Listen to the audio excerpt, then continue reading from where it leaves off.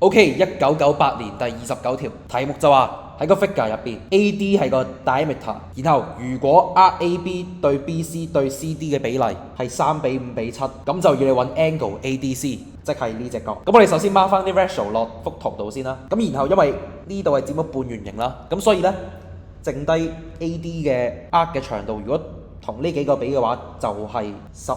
咁因為 angle at circumference 係 proportional to arc length 啦，咁所以呢隻角對呢隻角對呢隻角對呢隻角嘅比例就等於呢一條 arc 對呢一條 arc 對呢一條 arc 對呢一條 arc 嘅比例。咁我哋假設呢一隻係8x，咁呢一隻就等於12x，呢一隻就等於22x，然後剩低呢一隻就等於18x。咁四隻角加埋就等於60x，而四邊形嘅內角總和係360度，咁所以 x 就等於6度。咁因為而家要揾嘅呢一隻角係8x，咁所以呢隻角嘅度數就係8乘6，咁就等於48度。所以答案就係 C 啦。